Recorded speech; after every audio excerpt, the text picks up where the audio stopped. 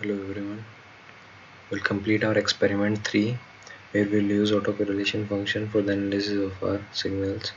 So let's start. What we'll do, we'll declare a constant value called samples which is equal to 300 for our current experiment. Then we'll declare two arrays x and y of 300, size 300, and we'll declare an int variable called sum.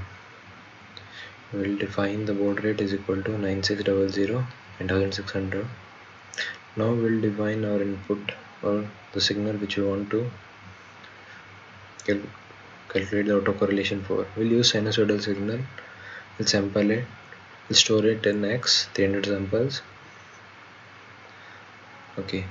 Now what we'll do here is calculate the autocorrelation of the function x and store it in y. And the value that is stored in y. Now let us see what those looks like. What these x and y looks like. X is the blue one representing the sinusoidal signal. Y is the autocorrelation signal in red. Now what we'll do is calculate this first zero crossing point, and then we'll take a window from here till the last of the autocorrelation function, and then we'll calculate its first maxima after the zero crossing point. That is this maxima. We have to calculate how much this is as well as the point where it attains that maxima. Okay, let's see how we'll do that. Now we'll calculate the first zero crossing point. We'll declare a variable int ZCR, stores the value where the yn crosses the zero for the first time. We'll calculate it by using this for loop. We'll use a break statement which breaks out of the loop as soon as it sees the first zero crossing point. Now we need to calculate that maxima and the value where it attains that maxima. Maximum value will be stored in the variable maxi, and the point where it attains the maxima will be stored in the variable lmax. So let's see how to do that. In that window, after zero crossing point, we'll calculate the maximum. So the window goes from zero crossing to the samples, and we'll store the value of maxima in maxi. And the point where it attains that maxima will be stored in lmax. Now what we'll do is we'll plot those signals and calculate time period also. Now let's see this. We already seen what these signals look like. Autocorrelation signal is normalized by 1000. That is, these maximum values are about 12,000. And we have scaled them down to 12 by normalizing them. So this is the value of maxi, that is the maximum value after the first zero crossing point. This is the point where this is the first zero crossing point, that is v is equal to 2, and this is the second, this is the point where the maximum value of after the first zero crossing point occurs. So now we'll use the formula to calculate the period. Okay, use the formula to calculate the period. Okay, we'll be using this formula to calculate lmax1, which is 20 in our case. Then we'll use this value to calculate the period.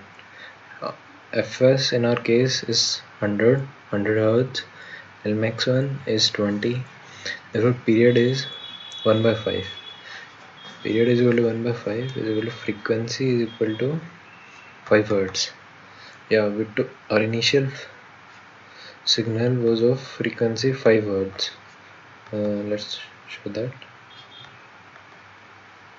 This was our initial signal, frequency 5 Hz, sampled at rate 100 Hz.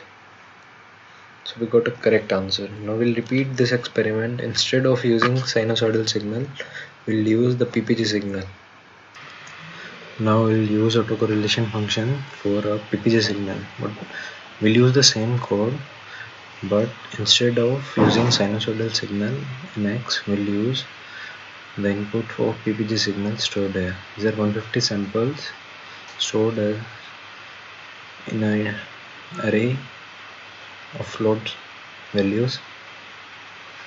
So now what we'll do, we'll use the same code, just replace the samples by PPG samples. Okay, now we'll check how the autocorrelation, and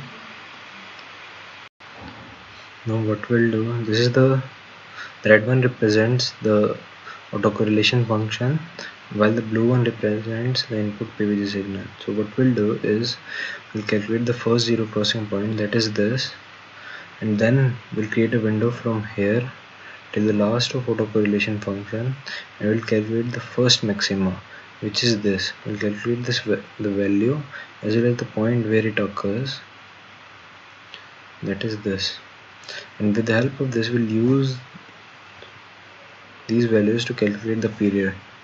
After calculate the period, what we got is that the beats of this sample are about 63 beats per second. Thus the beats represent that the individual is healthy.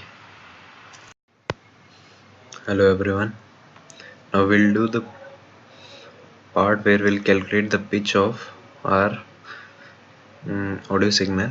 We have samples of our audio signal sampled at the rate 8000 Hz. These are 8000 samples.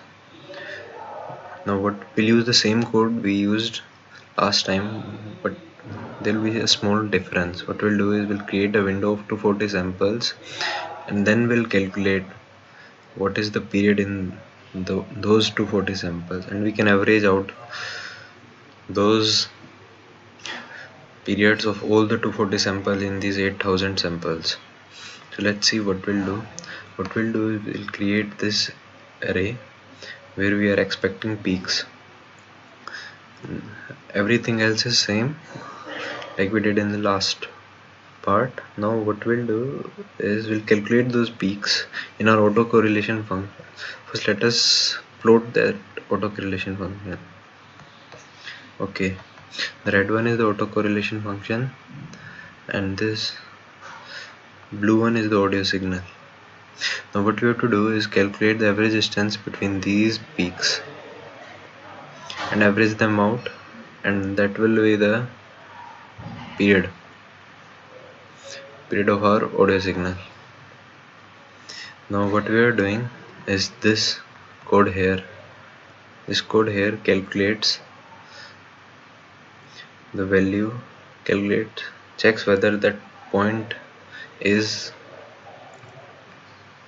in maxima or not.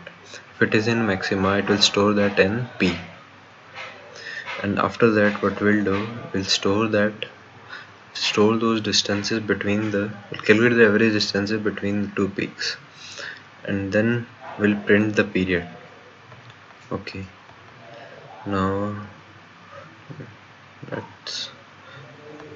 this is the signal. Now we'll calculate the period, and we'll calculate the frequency. Now what we'll do, we'll calculate the frequency of our audio signal.